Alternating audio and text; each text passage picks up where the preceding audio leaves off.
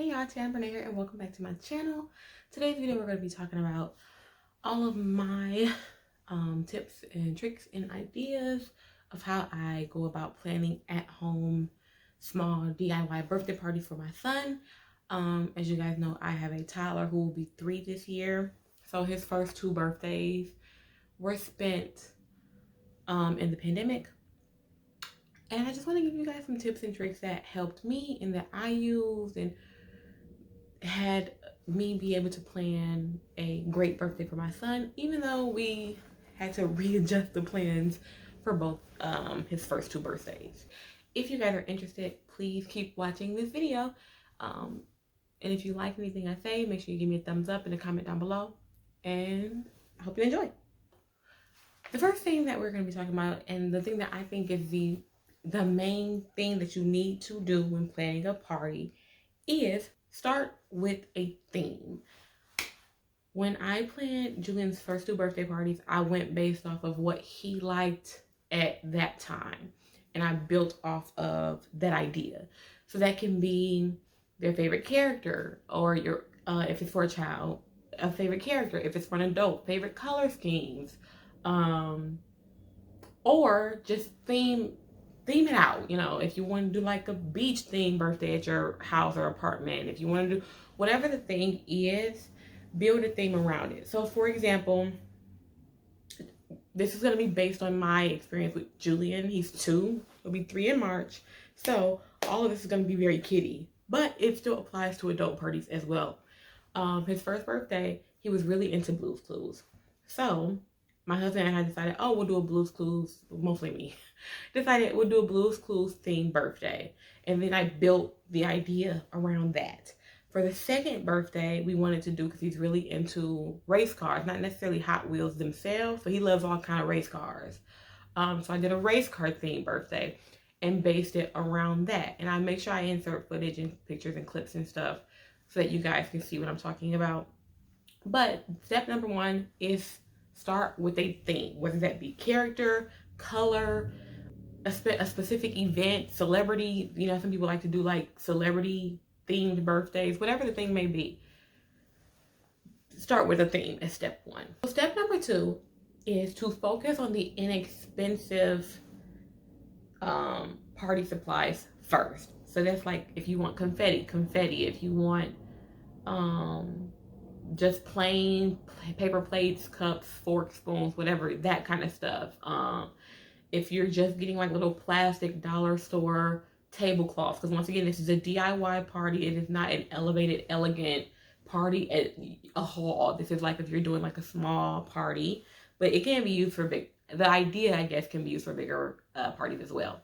But you want to focus on those streamers, backdrops that you can get from the dollar store, whatever. The little small party favors can be at the dollar store, small gift bags, that type of stuff that you can get in person at the dollar store. And it doesn't have to necessarily be theme specific, but you can get away with it just being color specific. So for example, for Julian's first birthday, it was Blue's Clues themed. So the colors of Blue's Clues, we went based off of the house, the chair, the mailbox. Like, we went with the standard red, yellows, blues. Pretty simple. So, and we threw in white, I think, as an accent, if I'm not mistaken. So when we went to the dollar store for stuff, it was just like, all right, let's get stuff based around that theme. Let's get blue cups. Let's get blue plates. Let's get blue forks. Let's get, you know, these color plastic tablecloths, because they match the theme without it being too specific, if I'm making sense. So I think that will be step 2. Try to find stuff that's inexpensive in your local stores first, that's inexpensive and ties into the theme without making the theme so theme heavy. You want your theme to kind of be like the pop.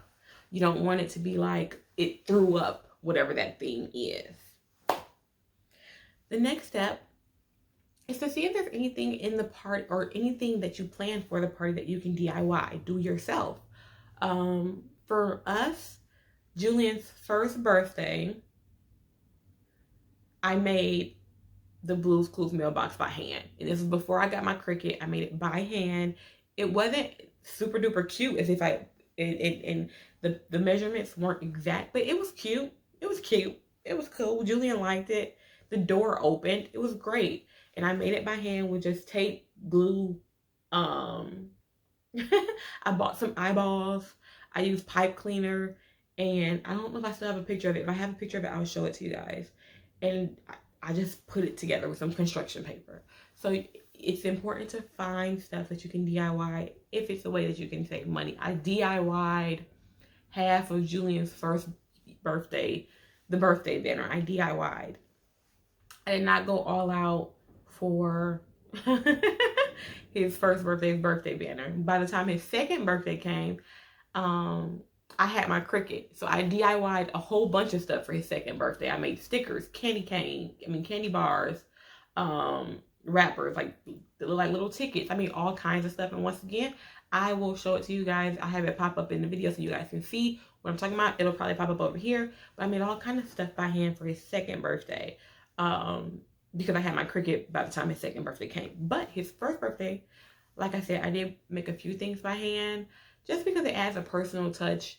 And it's, in my case, a children's birthday party. So you don't expect it to be perfect and everything has a place. You want it to look fun.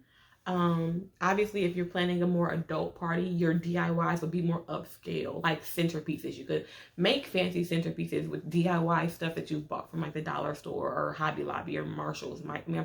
Michael's, like stuff like that. The fourth thing on the list that I would say is important is to invest in things that you can reuse. If you know that you like to plan parties and you know that you, for example, I have a child, so I was not going to just plan one birthday party and never plan a birthday party again. So I do suggest investing in stuff that you can reuse.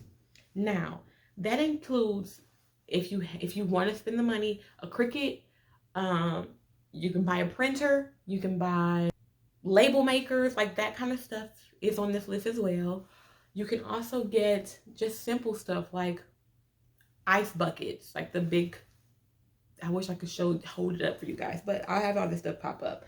You can get ice buckets. You can get real platters and trays to have your food displayed on. Like just stuff that you know that you can reuse. You can use cute pictures for your drinks as opposed to just buying drinks in the boatload. You can just fill your pictures up and customize them with drinks. So just stuff that you know that you can use over and over again. And that way the staples that you buy, you don't have to replace for every party. They will be like, okay, you need something to put a drink in. I got this drink bucket. I have 2 pitchers. I could just use that. Or I don't know, I need something to keep my snacks on. I have this snack table that folds up that I can keep. Just like stuff like that. Because it cuts down on costs over time. They pay for themselves over time. And once again, it keeps you from having to find ways to repurpose and repurchase all kind of stuff. Just get stuff that you know you can keep. And don't overdo it though, because you want to make sure you can tuck it away when it's not in use. And then you can use it for multiple things. And like I said, a printer, electronics like that, those are even better because that's always going to get used. It's always going to get used. Last thing on the list that I say you need for the perfect at-home DIY small party, not even small, party in general, is to shop places like Amazon, Etsy. Now you can shop on places like Facebook Marketplace for stuff. You can shop on Instagram for stuff. You can find business who makes certain things on TikTok, whatever the thing is, YouTube, whatever. Shop these shop these online stores. Because like I said, I got a lot of stuff from Amazon for Julian's birthdays that was not in store, especially for his first birthday because it was Blue's Clues themed. And by the time his first birthday came, Blue's Clues and You had only been out for maybe 4 months. So all the stuff that you can buy at Walmart now that has the new version of Blue's Clues on it was not in store when it was Julian's birthday.